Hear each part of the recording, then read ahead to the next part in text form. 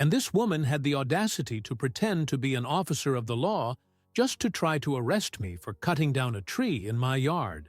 The whole thing started with a tree. Yes, a tree. An old, crooked pine tree that grew in the corner of my yard. It was more than 30 years old, with roots that were already starting to lift the soil from the sidewalk and a trunk that threatened to fall at the slightest wind. It wasn't a question of aesthetics. It was really about safety. I decided it was time to get the tree out of there before it decided to fall on someone. I notified the town hall, applied to have it removed, received the technical approval, and booked the service with a friend who has been cutting and pruning trees for decades. All within the law, all documented. What I didn't do, you see, was notify the Residents Association, and that's when the disaster began. On the appointed day, at 8 in the morning, we were there. Me, the guy with the chainsaw, 2 more helpers and a huge ladder leaning on the trunk of the tree. Everything was going as it should, until we heard the hurried footsteps of someone marching down the sidewalk as if they were going to arrest a kidnapper. It was her, dressed in black, with a fake tactical vest. Yes, vest. Sunglasses that covered half her face, and a belt full of useless trinkets that were clearly just accessories from a tactical cosplay store. She introduced herself as an HOA community safety officer, and before we could figure out what the hell that made-up title was, she started shouting orders. "Stop immediately! That tree is the environmental asset of residential block 4. No one knew whether to laugh or obey. I thought it was a prank. I went up to her and calmly explained that the tree was on my land, that there was official authorization, that everything was documented. I even showed her the report from the town hall. But she didn't care. She pointed her finger in my face as if she were in the middle of a secret operation and said, "I'm arresting you for environmental crime." I blinked. I blinked again. I waited for her to smile. Nothing. She was completely immersed in fantasy. She took a cell phone out of her pocket, pressed a few buttons and spoke loudly, almost shouting, to record the moment of arrest.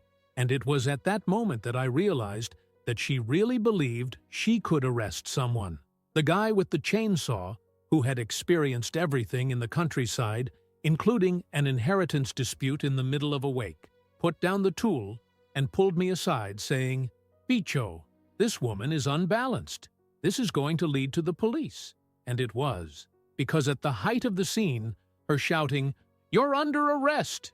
me standing there looking like I'd just seen a raccoon speaking French, and the helpers not knowing whether to run or film. A car turned the corner and parked less than 5 meters from us.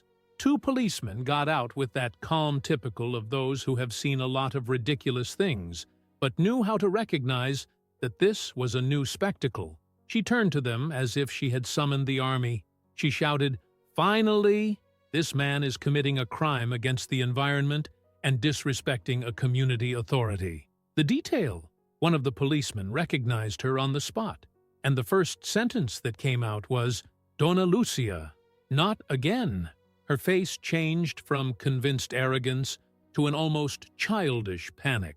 The vest, the glasses, the belt, everything lost its glamour of false authority in a second.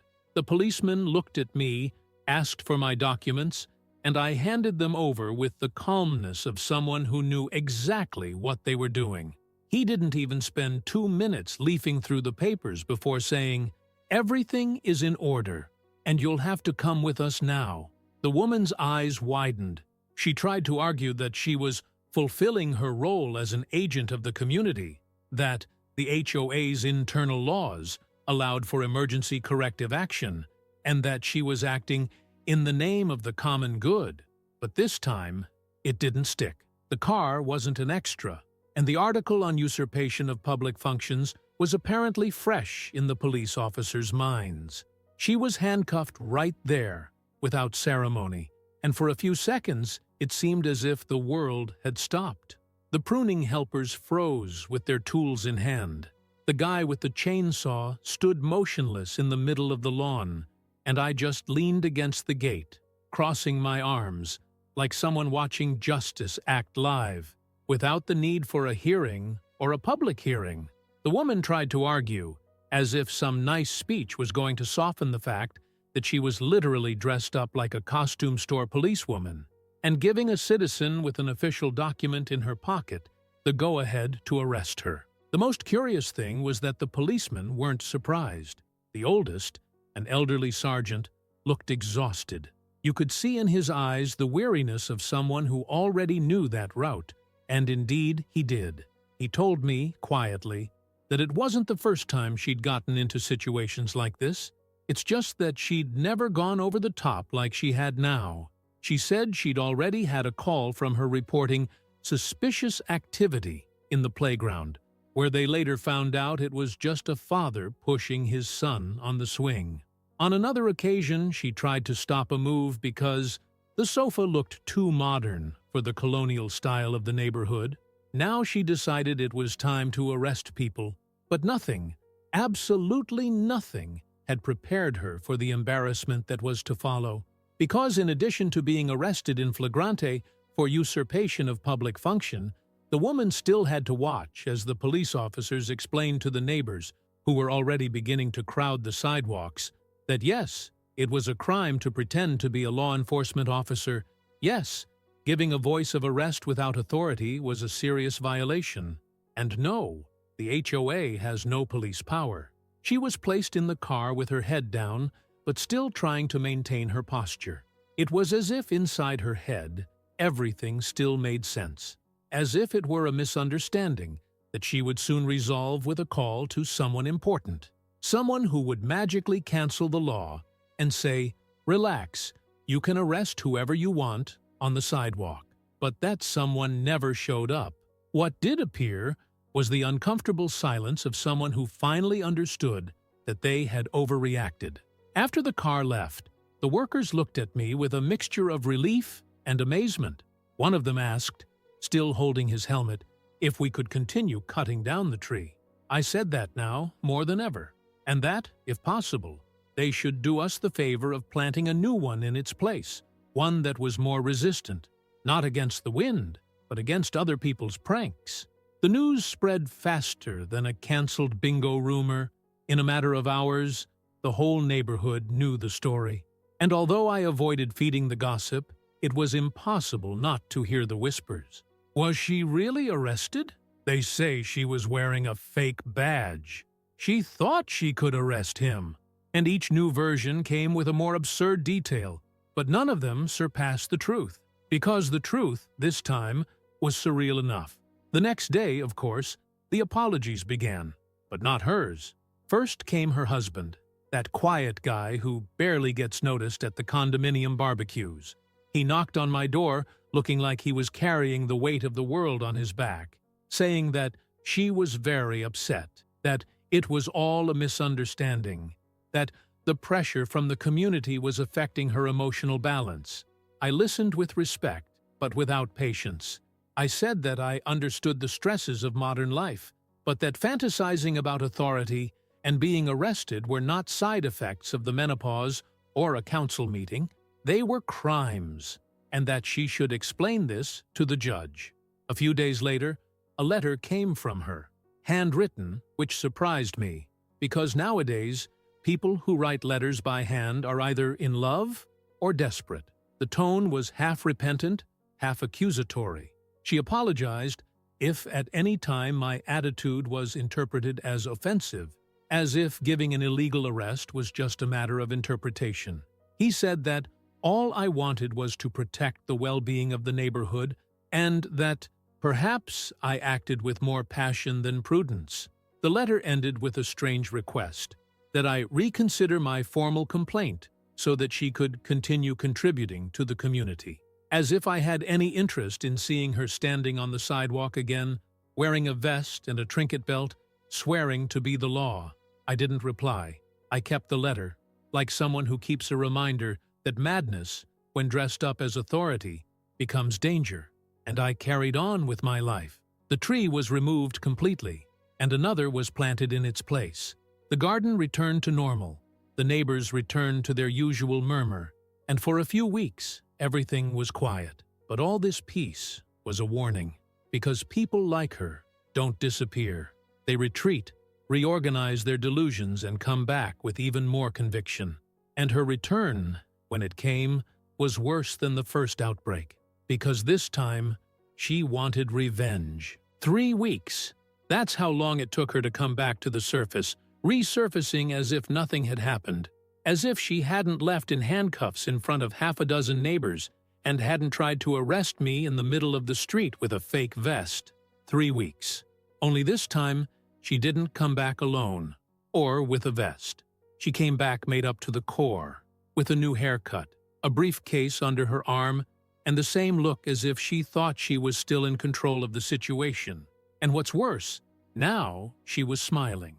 The reunion took place in the middle of a community meeting that the condominium itself had called, one of those desperate attempts to pretend that there is some kind of organization between neighbors who barely speak to each other. I went because, frankly, I was expecting something. The calm was already smelling like a scam, and there she was, sitting in the front row, legs crossed, fiddling with her pen like a school principal on exam week.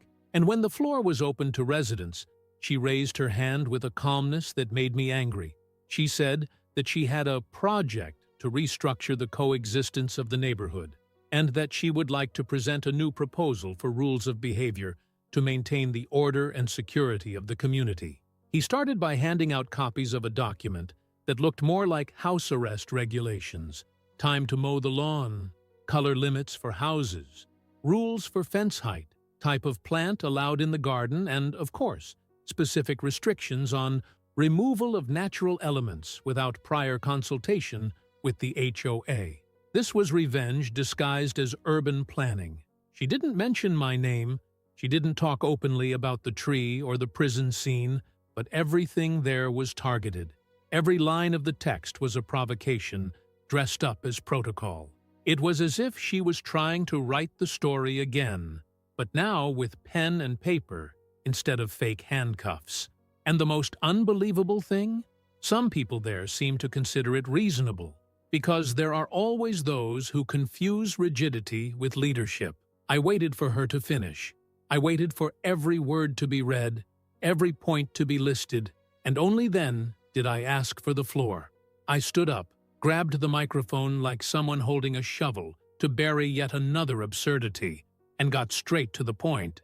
I said that it was shameful to see someone who had recently been arrested for pretending to be an authority now trying to impose rules as if nothing had happened, that everyone there knew what she had done, the theater she had staged, and that no one in their right mind should consider it reasonable to follow rules created by someone who thinks a black vest gives them police power. She tried to interrupt, to say that everything had been resolved, that the incident was in the past, that now she just wanted to collaborate. But I continued. I recalled the facts, the documents, the risks of allowing this kind of behavior to become normal. I said that allowing her to take any kind of control there would be like letting a fox take over the henhouse after it had already devoured half a dozen chickens. And then silence fell. Because everyone knew. They knew. She knew. The proposal was rejected. No shouting, no fighting, just an uncomfortable silence and votes being counted with the look of someone who just wanted to leave and pretend the meeting never happened. She sat there, staring at her briefcase as if there was still some dignity left in it. And she left without saying another word. But the look, it was all there. The anger, the resentment, and above all, the certainty that it wasn't over yet. A few days later, I received a notification. Another one. This time from the association itself. Based on an anonymous complaint, it claimed that I was altering the urban landscape in an uncontrolled way and outside the standards of the neighborhood. Urban landscape. My yard. My garden. A new flower bed I planted after the tree was removed. A small vegetable garden with spices. According to the document, the garden was excessively rustic and clashed with the architectural profile of the community. That's when I understood. She had lost in the shouting, lost in the theater, lost in the regulations. But she still had a card, behind the scenes. Anonymous complaints, internal protocols, veiled pressure. If she couldn't stop me with words, she'd try with paperwork. But what she didn't know was that I had already begun to prepare the ground, literally, for something much bigger. And at the next meeting, it would be me who would make the rules. When you deal with people who live by control, you learn two things. Firstly, that they never admit they're wrong. Secondly, that every defeat is seen as an invitation to try again, just in a different guise. And that's exactly what she was doing. She lost at law, she lost at public embarrassment, she lost at the HOA meeting, but she still thought she could bury me in paperwork and anonymous denunciations. The problem was that I was already one step ahead. While she spent her days drafting false regulations and making up rules about the height of bushes and the shade of wood for fences, I gathered everything together. Copies of the complaints, dates of the correspondence, testimonies from neighbors who had been bothered by her before, documents proving my compliance with the town hall, and, most importantly, an official letter from the municipality's legal department explaining that the HOA, the association she idolized so much, had no power to impose rules that went against the town's legal guidelines. Not over trees, not over fences, not over the color of my front door. And when the next association meeting came up, I went. But this time, I didn't sit at the back waiting for the circus to start. I sat at the front, with a briefcase even thicker than the one she liked to carry. And when it was my turn to speak, I got straight to the point. I said that I was officially filing a request for her removal from any organizational role in the HOA on the grounds of abuse of authority, bullying of residents, and attempted manipulation of the association's internal guidelines. I said it out loud, with every word heavy enough to make the whole room sit up. I showed the documents, read the most important parts, showed the dates, the excesses, the absurdities, and I made it very clear that the next step, if this was ignored, would be to open a formal case against the association itself for omission and connivance. Because if she couldn't be stopped by common sense, maybe it was time to stop everyone who still pretended that it was all normal. She, sitting in the other corner of the room, clenched her fingers as if trying to stop her body from shaking. She didn't say a word. She didn't defend herself. She didn't smile. For the first time, she understood that there were no more loopholes, no made-up ordinance, no anonymous complaint, no law enforcement role-playing would be enough to sustain the castle of delusions she had erected over her neighbors. The vote was symbolic, unanimous. For the first time since that woman set foot there, the whole neighborhood spoke with one voice. It wasn't a shouting match. It wasn't a direct confrontation. It was just the sound of people finally understanding that they'd had enough, that everyone has a limit, and hers had long since been reached. After that day, she disappeared. Not completely. She still lived there, after all, but she started walking more slowly, avoiding contact, pretending not to see when someone passed by. The tactical vest disappeared. The pose of leadership evaporated, and with it, the fear that many residents felt about confronting the madness masquerading as community zeal. In my house, everything went back to normal. The vegetable garden has grown. The plants have settled in the corner of the wall. The lawn has been cleared of unwanted visitors. The old tree has become firewood, and the new one I planted there now provides shade for a simple wooden bench, where I sometimes sit to have a coffee and remember that, no matter how absurd life seems, there's always a way to put things right, even if it takes time, even if it takes work.